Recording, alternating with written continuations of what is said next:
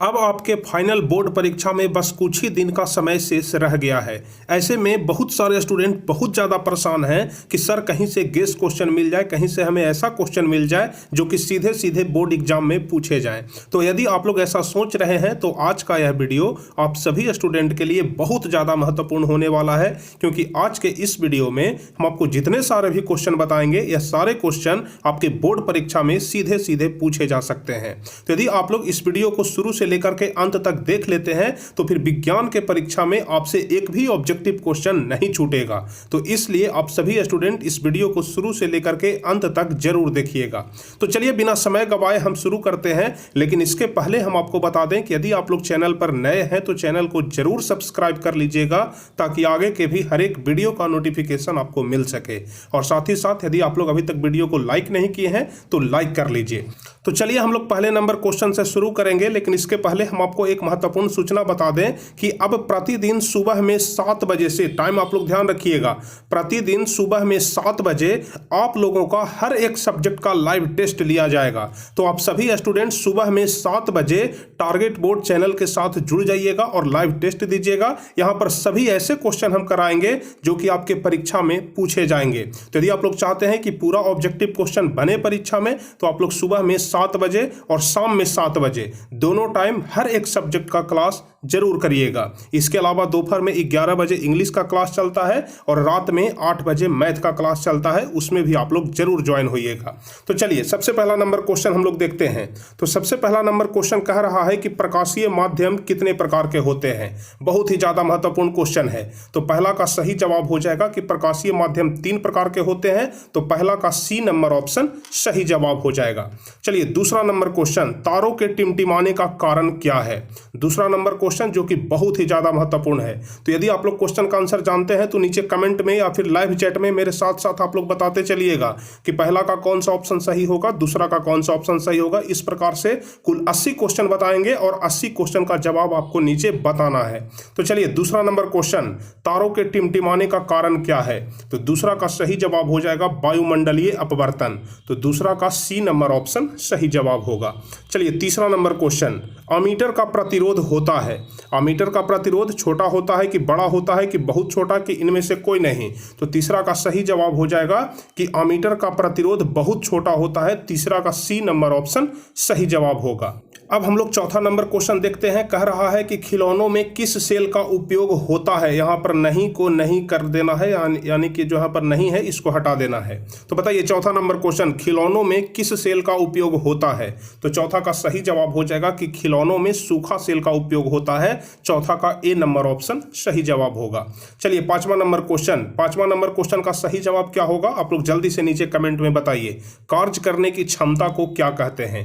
तो पांचवा का सही जवाब होगा कि कार्य करने की क्षमता को ऊर्जा कहते हैं। ध्यान रखिएगा पांचवा का सी नंबर ऑप्शन सही जवाब होगा। यहां पर मिस्टेक से बी नंबर ऑप्शन में ऊर्जा लिखा गया है, लेकिन ऊर्जा इसका सही जवाब होगा। चलिए छठा नंबर क्वेश्चन हम लोग देखेंगे, लेकिन इसके पहले हम आपको बता दें कि यदि आप लोग यह सारे क्वेश्चन का लिखित आंसर पाना चाहते हैं या फिर लिखित रूप से प्रैक्टिस करना चाहते हैं तो आप सभी स्टूडेंट boardmantra.in गूगल पे जाकर के सर्च कर लीजिएगा। boardmantra.in, ध्यान रखिएगा इस वेबसाइट पर आपको बहुत सारे ऑब्जेक्टिव क्वेश्चन मिल जाएंगे, जहां से जाकर के आप लोग बेहतरीन प्रैक्टिस कर सकते हैं और लाइव टेस्ट भी दे सकते हैं। इसलिए अभी आप लोग क्लास खत्म होने के बाद अपने अपने मोबाइल में क्रोम ब्राउजर में जाकर के boardmantra.in जरूर सर्च कर लीजिएगा और वहां से आप लोग प्रैक्टिस करते रहिएगा। चलिए छठा नंबर क्वेश्चन, फटाफट से हम लोग 80 क्वेश्चन को देखेंगे और अंत में आप लोग जरूर बताइएगा कि 80 में से कितने क्वेश्चन का सही जवाब आप लोग दे पाए हैं। तो बताइए छठा नंबर क्वेश्चन, लेंस की फोकस दूरी और वक्रता त्रिज्या में क्या संबंध होता है। लेंस की फोकस दूरी और वक्रता त्रिज्या में तो आप सभी को पता है कि F बराबर R/2 होता है, यानी छठा का बी नंबर ऑप्शन सही जवाब होगा।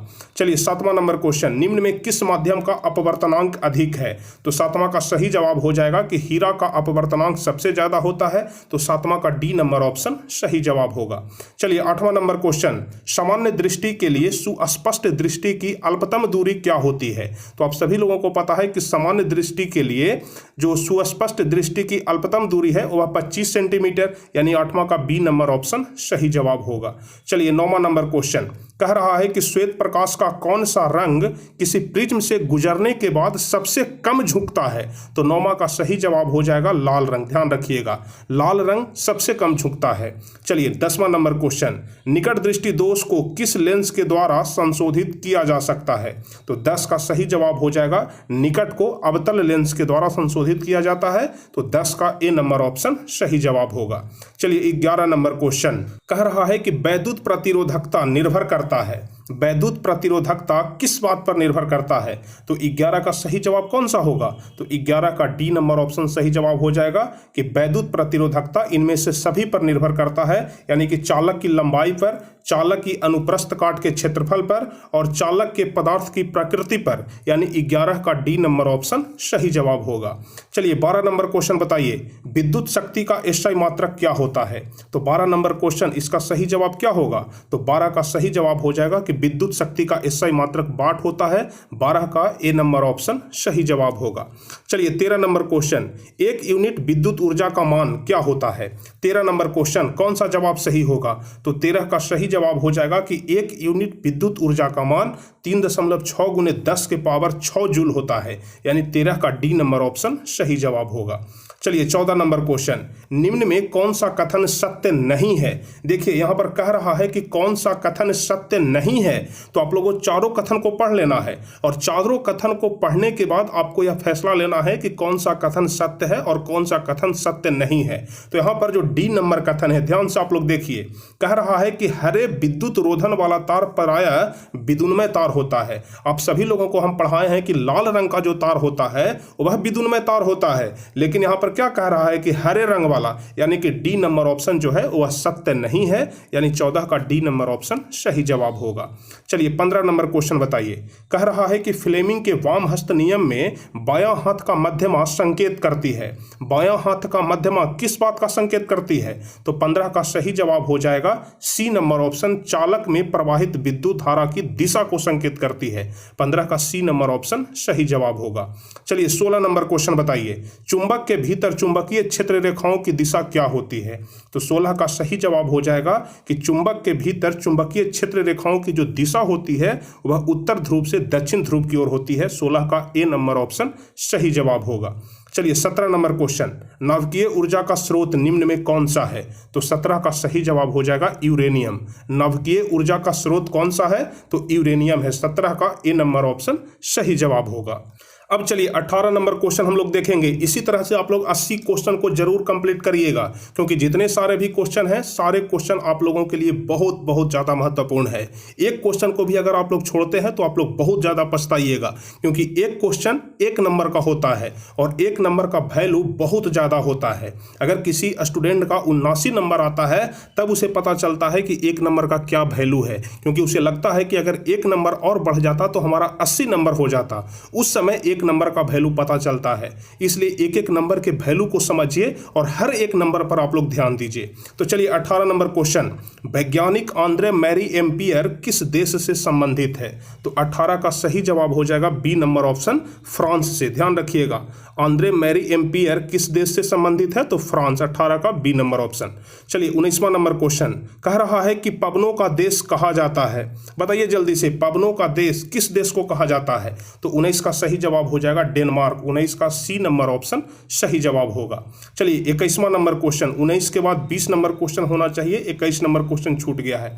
चलिए 20वां नंबर क्वेश्चन छूट गया है। 21 नंबर बताइए, नाइक्रोम में कौन कौन से तत्व होते हैं? 21 नंबर क्वेश्चन, कौन सा जवाब सही होगा? तो नाइक्रोम में कौन कौन से तत्व होते हैं? तो 21 का सही जवाब हो जाएगा, नाइक्रोम में निकेल और क्रोमियम होता है। तो 21 का ए नंबर ऑप्शन सही जवाब हो जाएगा। अब हम लोग देख लेते हैं 22 नंबर क्वेश्चन, इलेक्ट्रॉन पर कितना आवेश होता है? जल्दी से बताइए 22 नंबर क्वेश्चन कौन सा जवाब सही होगा? इलेक्ट्रॉन पर कितना आवेश होता है? तो 22 का सही जवाब हो जाएगा 1.6 गुने 10 के पावर -19 कूलम। 22 का डी नंबर ऑप्शन सही जवाब होगा। चलिए 23वां, जूल बटे कूलम्ब किसके बराबर होता है? या फिर हम लोग पढ़ सकते हैं कि जूल पर कूलम्ब किसके बराबर होता है? तो 23 का सही जवाब हो जाएगा बी नंबर ऑप्शन, वोल्ट के बराबर। तो 23 का बी नंबर ऑप्शन सही जवाब होगा।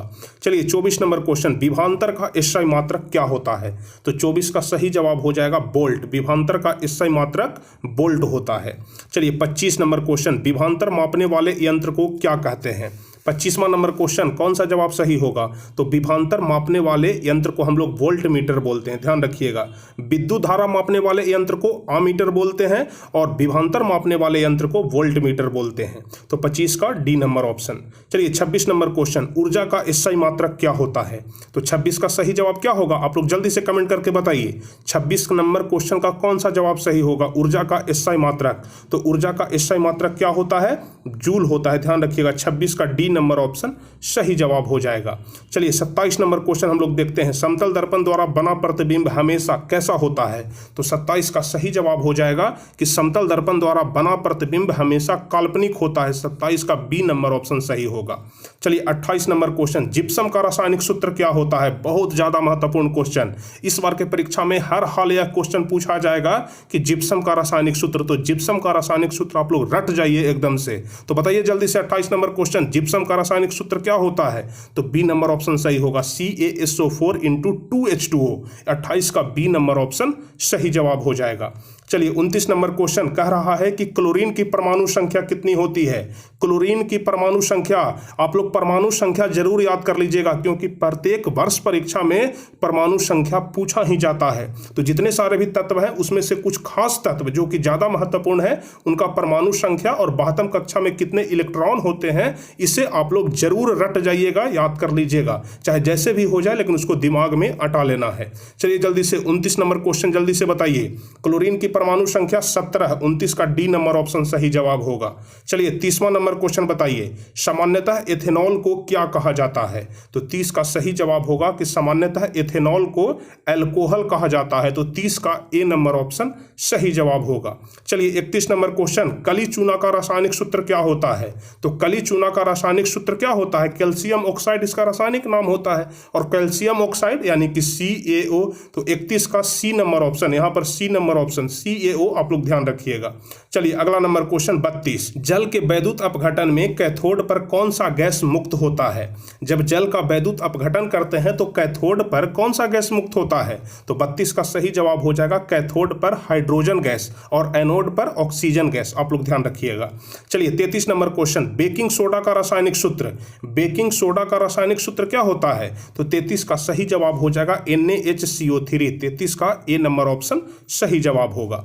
चलिए 34 नंबर क्वेश्चन, कौन सा पदार्थ नीले लिटमस पत्र को लाल कर देता है? तो आप सभी लोग जानते हैं कि जो अम्ल होता है यह नीले लिटमस पत्र को लाल करता है, यानी 34 का ए नंबर ऑप्शन सही होगा। चलिए 35 number question, milk of magnesia का पीएच मान क्या होता है? तो आप लोग ध्यान रखिएगा, मिल्क ऑफ मैग्नीशिया का पीएच मान 10.5 होता है। 10.5 यहाँ पर ऑप्शन में नहीं है, यहाँ पर डी नंबर ऑप्शन में आप लोग 10.5 कर लीजिएगा। 35 का सही जवाब हो जाएगा 10.5, ऑप्शन ही यहाँ पर गलत है।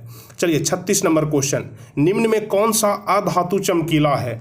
निम्न में कौन सा अधातु चमकीला है?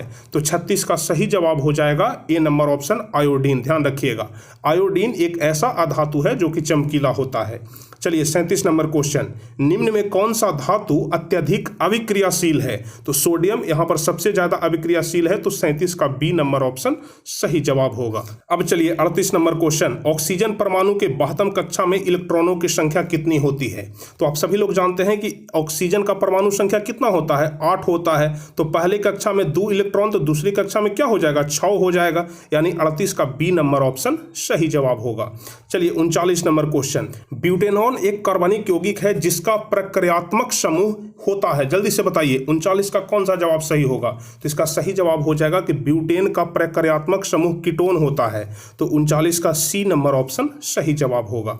चलिए 40 नंबर क्वेश्चन, नाइट्रोजन के 2 परमाणुओं के बीच कितने आबंध बनते हैं? तो 40 का सही जवाब क्या होगा? तो 40 का सही जवाब हो जाएगा 3 आबंध। ध्यान रखिएगा, जैसे नाइट्रोजन N होता है, इसके बीच में 3 आबंध होते हैं। तो ध्यान रखिएगा, नाइट्रोजन के 2 परमाणुओं के बीच 3 आबंध होते हैं। 40 का सी नंबर ऑप्शन सही जवाब होगा।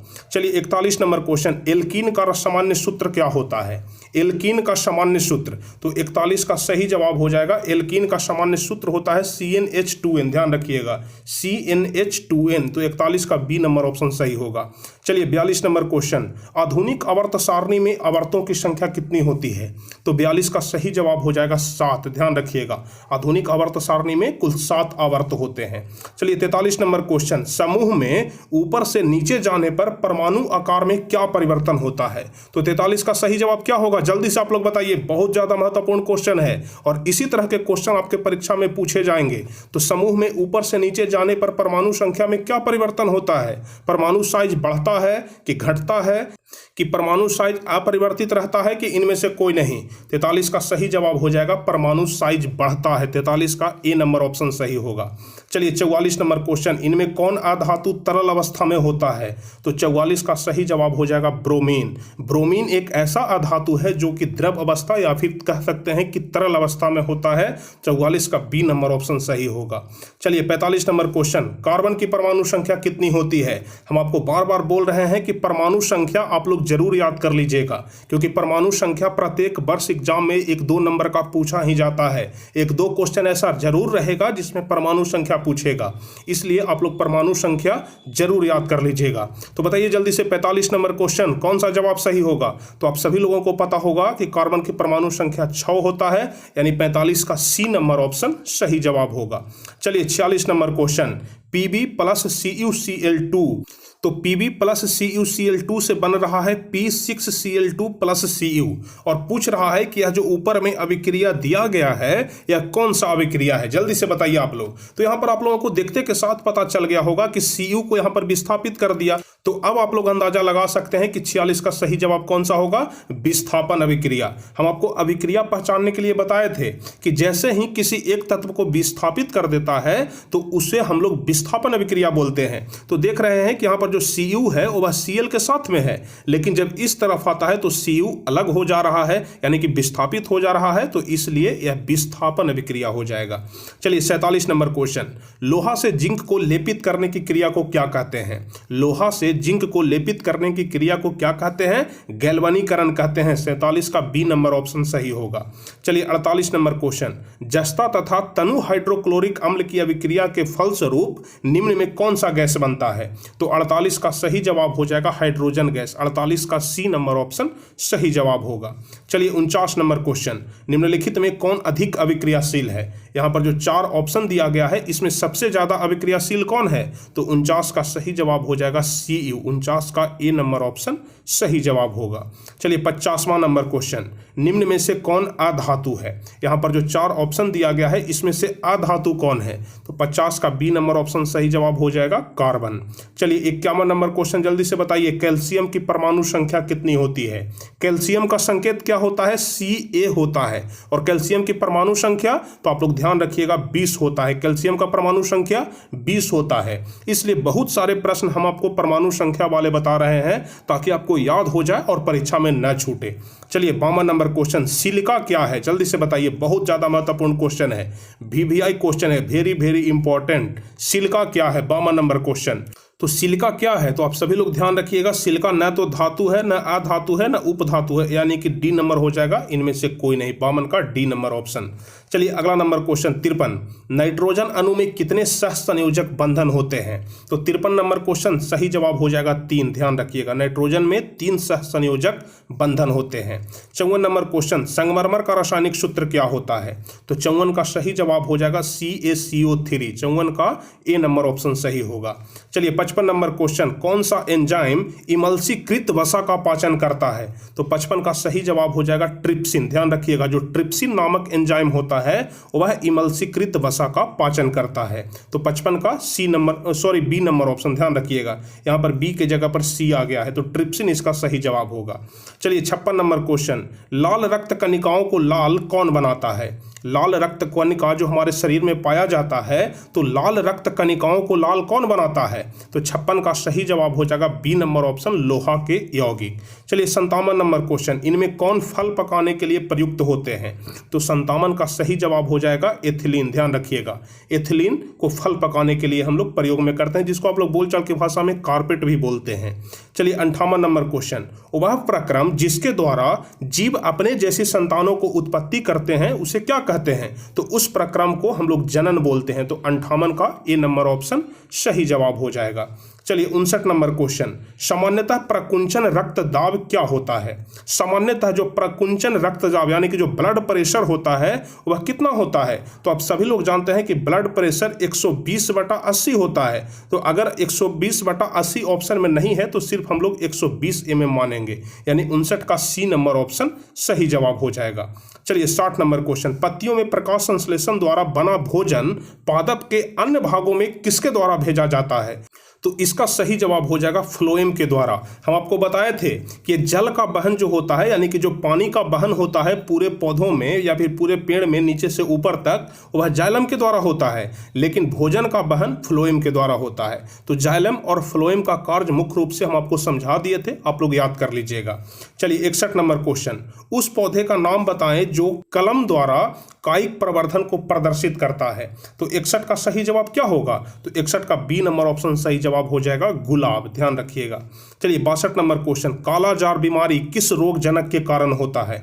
तो काला जार किस रोग जनक के कारण होता है? तो इसका सही जवाब हो जाएगा लेशमानिया के कारण, 62 का बी नंबर ऑप्शन सही होगा। चलिए 63 नंबर क्वेश्चन, निम्न में कौन सा द्विलिंगी पुष्प है? पुष्प मतलब क्या होता है? फूल, यानी कि यहाँ पर जो 4 ऑप्शन दिया गया है इसमें द्विलिंगी फूल कौन सा है? तो 63 का सही जवाब हो जाएगा गुलाब का फूल, 63 का ए नंबर ऑप्शन सही होगा। चलिए 64 नंबर क्वेश्चन, मानव में घ्राण ग्राही स्थित होता है, आंख में स्थित होता है कि नाक में कि कान में? तो 64 का सही जवाब हो जाएगा कि न तो आंख में, न नाक में, न कान में, यानी इनमें से कोई नहीं।